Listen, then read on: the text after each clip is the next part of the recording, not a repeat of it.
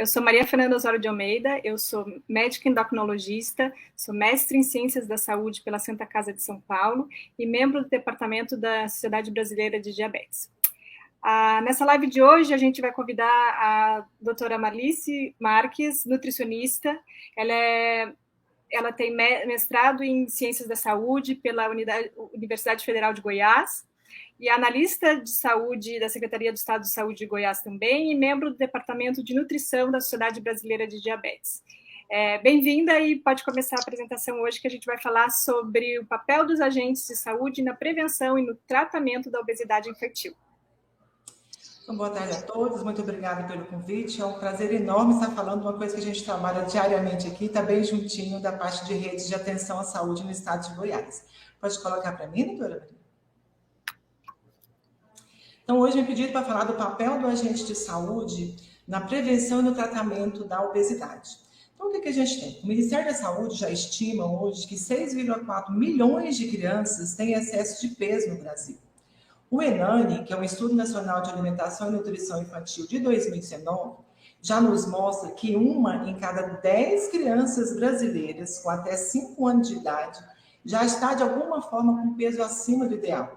A gente fala de 7% com sobrepeso e de 3% já apresentando obesidade. E vale lembrar que nesse estudo foram considerados os indicadores de 2019. Então, quando a gente era pré-pandemia, né, Covid-19, então a gente acredita que esses números hoje estão muito maiores devido ao nosso espaço de tempo que a gente ficou parado em termos de rotina de alimentação e menos atividade física, a gente pediu para as pessoas ficarem em casa e a redução do número de consultas médicas. Pode passar? Então, quando a gente olha o gráfico, né, do ENAMI, a gente pode ver na primeira coluna que a magreza e a obesidade coexistem em mesma proporção no nosso país. Então, nós temos 3% de magreza e nós temos 3% de obesidade já. E se a gente observar cada região, nós temos pouquíssimas regiões onde a magreza ainda sobrepõe a obesidade. Então, a obesidade é realmente um problema de saúde pública, onde a gente olha que as colunas maiores em laranja são o percentual de crianças já em risco de sobrepeso. Então, a gente precisa atuar antes de já ter o diagnóstico de diabetes. Eu digo a gente lá desde o agente de saúde até todos os profissionais envolvidos de tratamento de saúde. Pode passar? Então, a gente tem que começar a fazer um rastreamento da obesidade desde o nascimento, aliás, na realidade, desde o gestante, né, do intraútero. Então, quando a gente fala do pós-nascimento, apesar da gente perceber que a amamentação já tem aumentado no Brasil, a gente tem feito um trabalho em que existe um aumento da amamentação no Brasil, a gente percebe, ao mesmo tempo, que a duração ainda é muito menor do que a recomendada. Então, a gente percebe que 2 entre cada 3 crianças menores de 6 meses, onde deveria ter o leitamento materno exclusivo, já recebem outro tipo de leite, sobretudo leite de vaca, frequentemente acrescido de farinha e de açúcar. E somente 1 em cada 3 crianças continuam recebendo leite materno até os 2 anos de idade. Então, a gente fala do aleitamento materno exclusivo até o 6º mês, não se percebe isso hoje no Brasil, e quando chega no 2 anos, já tem somente 1 a cada 3 crianças. Pode passar? Então, a obesidade infantil é o resultado de uma série complexa tem fatores genéticos que hoje já não são mais tão gritantes dentro da faixa do diagnóstico de diabetes, e fatores comportamentais, que atuam em vários contextos, desde a família até na escola.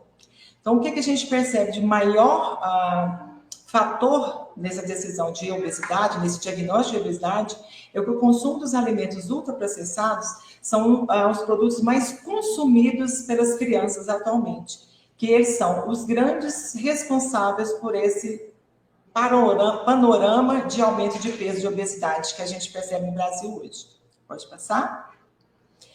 Então, nas famílias entrevistadas para o ENANI em 2019, foi até meio assustador quando eu vi esses resultados, que a prevalência do consumo dos alimentos ultraprocessados chega a 93% em crianças de 2 anos a 5 anos e 80,5% entre crianças de 6 meses. Então, nós temos crianças de 6 meses antes de completar 2 anos de idade, já com um alto consumo de alimento ultraprocessado. E quando a gente vê em consumo de bebidas adoçadas, né, os pré-preparos de bebidas adoçadas, quase um quarto, né, 24,5% dessas crianças de 6 meses antes de completar 2 anos já tem esse consumo na sua rotina de alimentação. E as crianças de 24 a 59 meses já ultrapassam 50% disso. Então, são números realmente que assustam bastante. Isso já no diagnóstico a gente precisa trabalhar preventivamente. Pode passar? Então, a partir dos 2 anos de idade, é aquele momento em que as crianças começam a definir as suas preferências e formar as suas autonomias. Até 2 anos, o que a gente dá, a criança aceita, normalmente, né? Mas quando ele chega a partir dos 2 anos de idade, ele começa a ficar seletivo na sua escolha. Isso? Então, nesse período, podem surgir outras características dessa fase. Ele pode ou ficar bastante seletivo e começar o que ele comia, ele não gosta mais. Ele pode reduzir o apetite, ou aí, neste momento, aparece o consumo excessivo dos alimentos não saudáveis, como os ultraprocessados, que vão impactar diretamente no seu crescimento. É aquela história de que o medo do nutricionista, né, que vai mandar comer alface e vai comer menos biscoito recheado. Então, nesse momento, é aquele momento que eles vencem pelo cansaço. Eles deixam de gostar de alguns alimentos saudáveis que estão em casa, ele começa a selecionar o que ele vai comer e muitas vezes as mães, pelo cansaço, vencem pelo cansaço, então vamos dar o que é mais fácil e o que ele aceita. Pode passar? Então, o que a gente tem hoje de marketing infantil? Embalagens coloridas, normalmente com personagens infantis que nos levam a brincar com isso. Esses alimentos normalmente estão expostos sempre nas prateleiras mais baixas, então estão na linha de visão dessas crianças. Então, os pais não enxergam, mas a criança está lá embaixo, então na linha de visão, eu quero, compra. Não é incomum a gente ver nos supermercados as crianças catarem as coisinhas que veem na sua linha de visão e colocar dentro do carrinho dos pais, porque eu quero aquilo. Então, é um marketing bem trabalhado em cima de posicionamento estratégico dentro das gôndolas das lojas de venda de supermercados. Pode passar?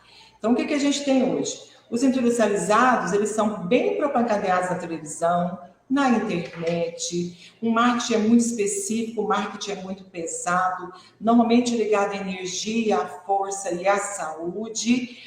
Normalmente tem brindes associados, brindes colecionáveis, então você não vai comer só uma vez, você tem que comer mais vezes para você colecionar aqueles brindes. Então a gente precisa ainda, estamos bem engatinhando nessa mudança da propaganda para a gente conseguir reduzir esse alto consumo de alimentos ultraprocessados, que hoje é um grande influenciador no sobrepeso e na obesidade infantil. Pode passar?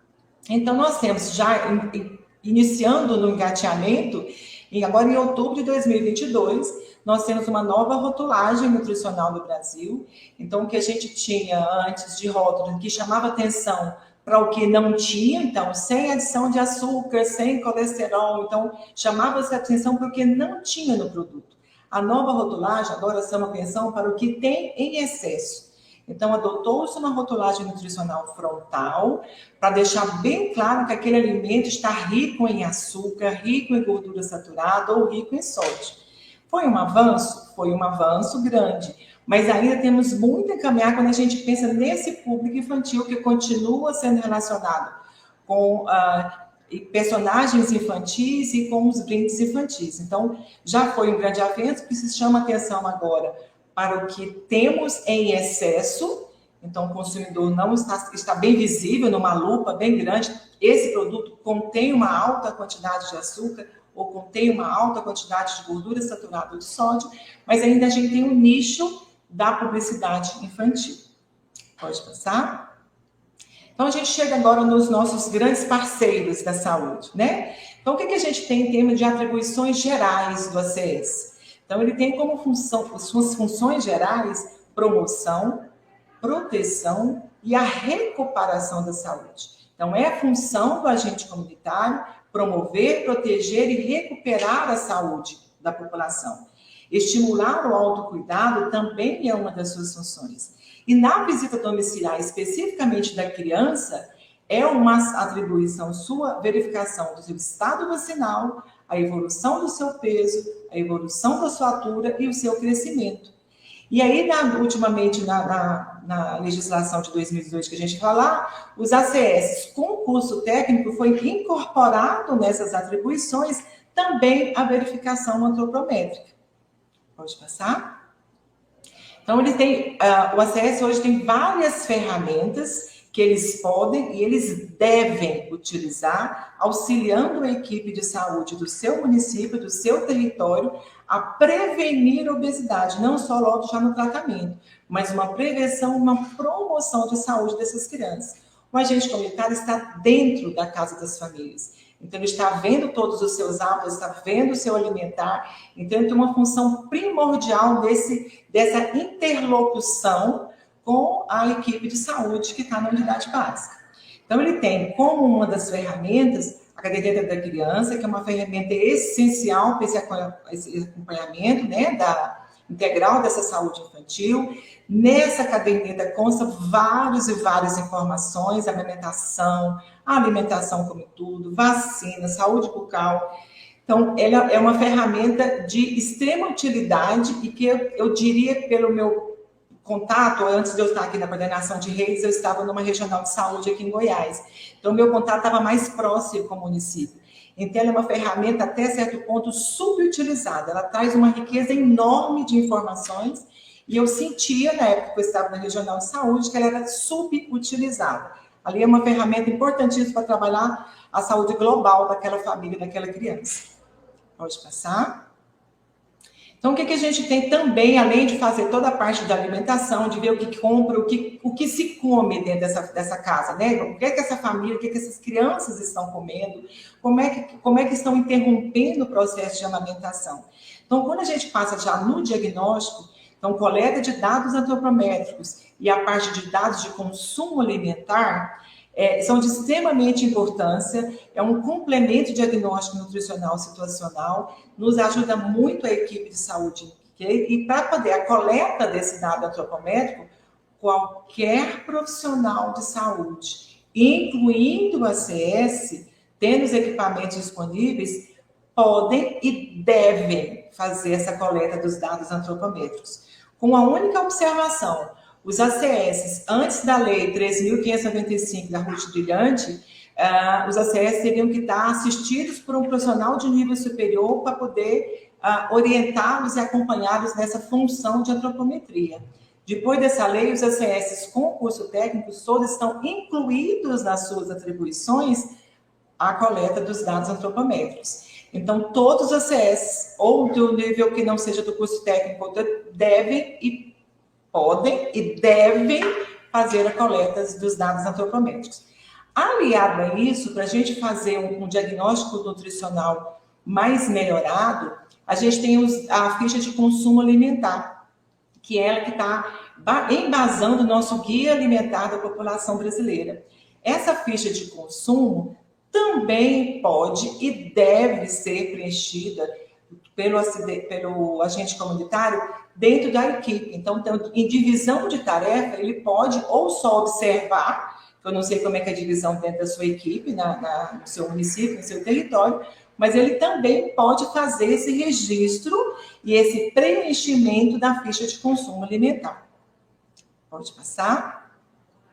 Então, nesse contexto inteiro, em termos de desde a prevenção até o tratamento, né, o diagnóstico, o tratamento da obesidade infantil dentro da unidade, dentro da atenção primária à saúde, que é o nosso foco aqui hoje, a gente já percebeu que a alimentação tem um papel fundamental em todas as etapas da vida.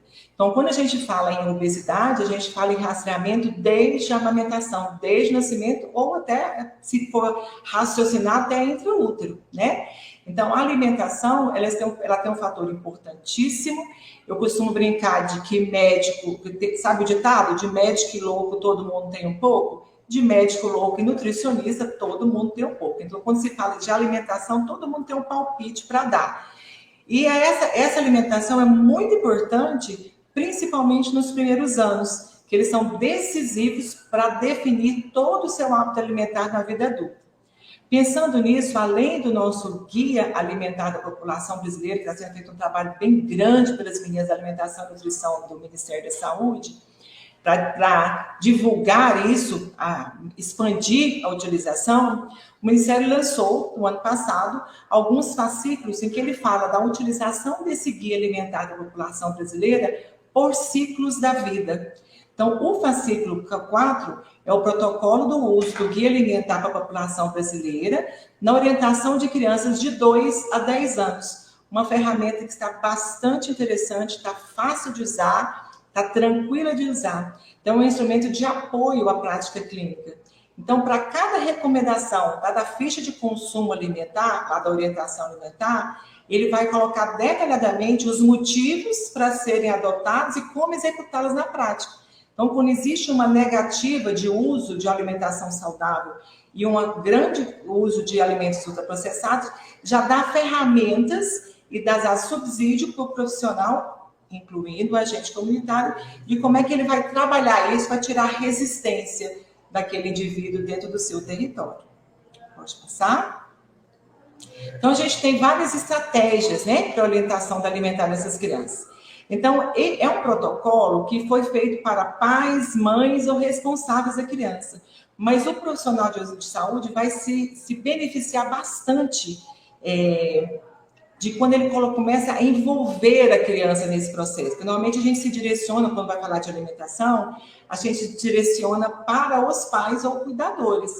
Mas quando a gente consegue envolver essa criança nesse processo, na sua escolha alimentar, dependendo do estágio de desenvolvimento dela, envolvê-la na conversa, o ideal é que a gente, por exemplo, uma pessoa de 1,80 m, a gente tem que agachar, falar no mesmo, assim como os produtos estão dispostos na altura do seu coisa, não falar de cima para baixo com essa criança, então se direcionar diretamente para ela, tentar ficar na mesma altura, usar essas estratégias, respeitar os limites de saciedade é extremamente importante.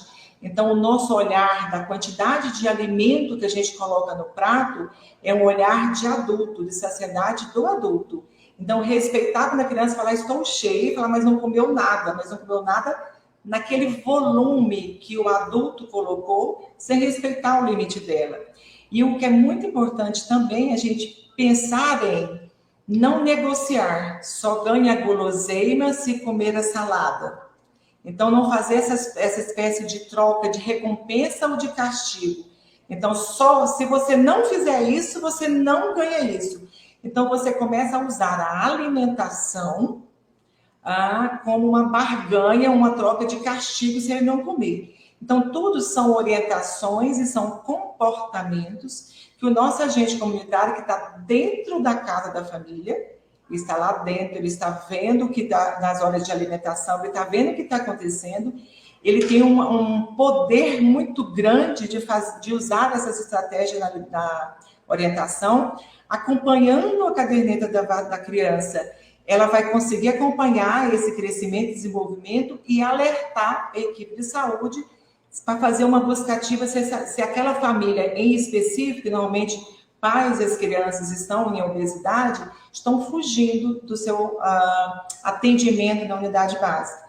Então, o papel é desde prevenção de vocês, agentes comunitários, e a equipe precisa entender da importância desse profissional dentro da equipe de saúde e que pode trabalhar em conjunto, em continuidade e conseguir melhores resultados para a gente não chegar ao ponto que a gente está em que magreza e obesidade coexistem no estado nutricional do nosso país. Eu acredito que era só isso. Pode passar? Então, estou à disposição para as suas perguntas e a gente troca de ideias.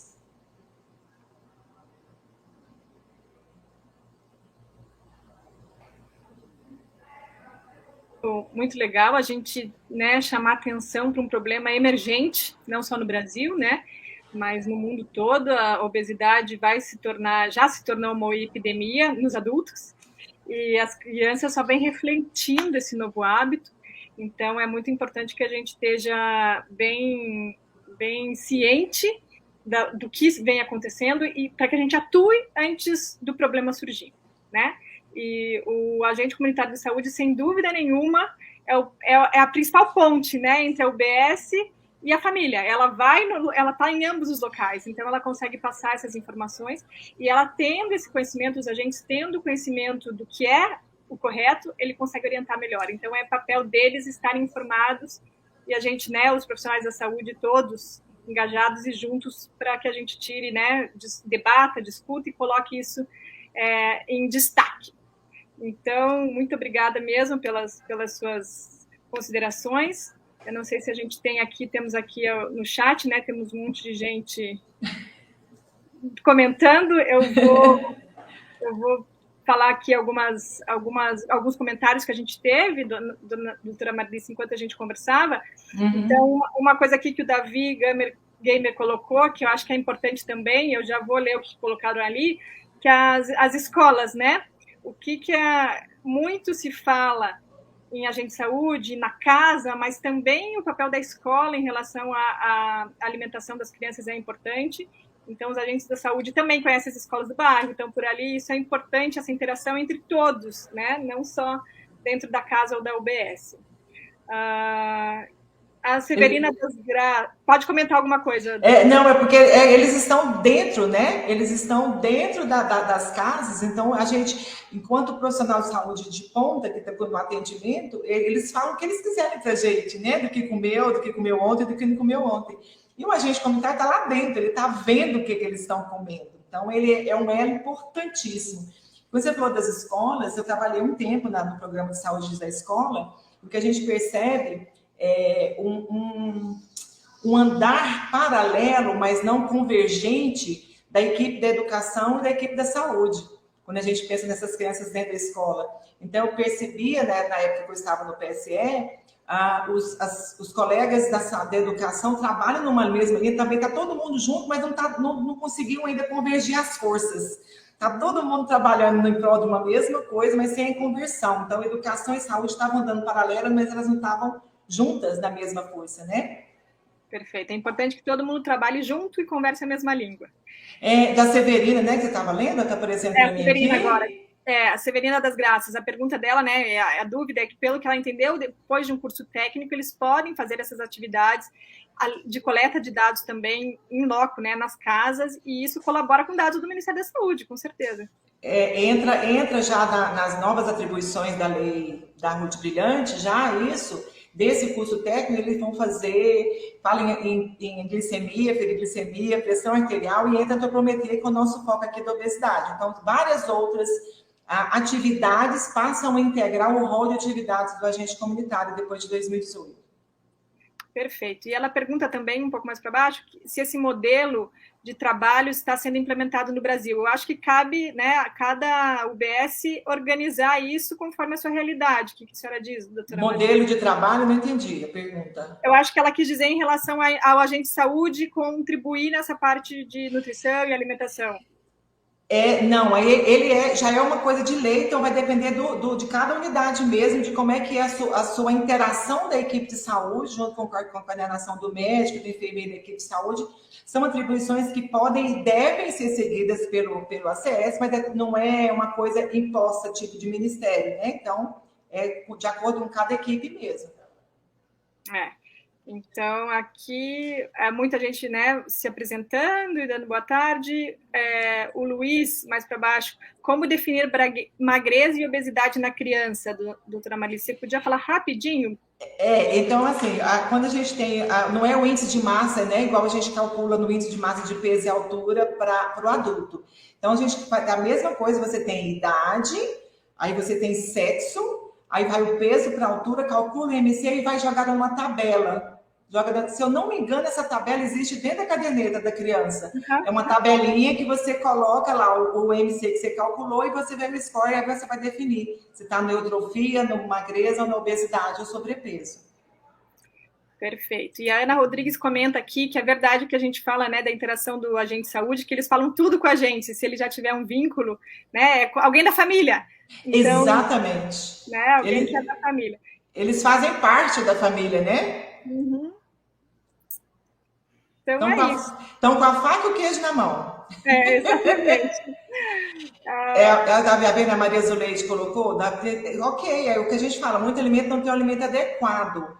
Aí nós estamos falando do outro extremo da ponta, né? Que a gente viu magreza e obesidade coexistente no mesmo percentual.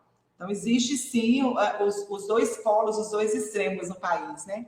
E eu acho também, né, doutora Marlice, que ela quer dizer que financeiramente, alguns comentários também em relação a isso, que às vezes é mais difícil, mas muitas vezes, se a pessoa tem uma orientação correta, ela consegue uma boa alimentação com um preço acessível, né? É a ideia de que alimentação saudável, né, que fruta e verdura é mais caro do que comprar o que está de pacotinho, que rende mais, digamos assim, né? Então, assim, é o que você falou, tendo uma boa orientação, é possível, sim, ter uma redução do consumo de ultraprocessados e esse valor monetário você reverter isso num outro tipo de alimento. Perfeito. Eu acho que é isso. Temos várias pessoas se apresentando e elogiando, né? E eu queria agradecer. Vamos responder mais uma, então? Ele de Anne Fátima. Boa tarde. Vemos mães reclamando que os filhos não estão se alimentando bem, como quando vamos ver, eles comem besteira o dia inteiro. Como as crianças vão escolher alimentação saudável se têm acesso aos doces. Cabe à família, né, Edilene? Comenta um pouquinho, Marlice. É exatamente isso. Eu ia falando, meu filho só aceita leite com chocolate, por exemplo, né? Um exemplo bem clássico. Mas quem ofereceu esse leite com chocolate a primeira vez para essa criança ter um contato com o sabor? Então, se ele tem acesso aos doces e aos beceróis dentro de casa, é uma opção de escolha em termos de palatabilidade. A gente tem que ver que uma das formas desse alimento ultraprocessado é ser palatável, é ser gostoso, é querer comer mais. E as embalagens já chamam atenção para isso. Então, você abre uma embalagem que é bonita e que te atrai, e o que está dentro também tem sabor, não vai querer comer alface, tomate e comer, né, ovo. Então, assim, a informação é possível. Com informação boa, é possível sim, não precisa ter um poder aquisitivo tão elevado para poder ter uma alimentação saudável. Basta trabalhar em conjunto com essa equipe aí, que vai ter muita gente boa nesses municípios aí para ajudar. Sem dúvida, e se todo mundo trabalhar junto, a gente vai chegar no nosso objetivo lá, que é a ponta, que é a casa da comunidade, né? Eu acho que é isso. Alguma outra consideração, doutora Marlice, alguma coisa que você queira pontuar mais? Não, eu acredito que é só que eles precisam, o agente comunitário precisa entender o papel fundamental que ele tem no andar da equipe de saúde. Então, ele tem um papel primordial e não dá para ele ficar andando, é que eu falei da saúde e educação, andando no paralelo. Ele tem que juntar forças para a gente ter um resultado, não fica cada um martelando da mesma coisa em separado. Na hora que conseguir juntar isso tudo, a gente consegue atingir nossos objetivos. De brecar essa pandemia, uma epidemia que está quase uma pandemia, né? Da obesidade antes, entendeu? Deixar ela crescer em ondas tão grandes como a gente está vendo hoje. Perfeito. É preciso interromper esse processo, né? Exatamente. Então, muito obrigada, doutora Marlice. Obrigada pela participação. Obrigada a todos que agradeço. Que assistiram. E uma boa tarde. Boa tarde a todos.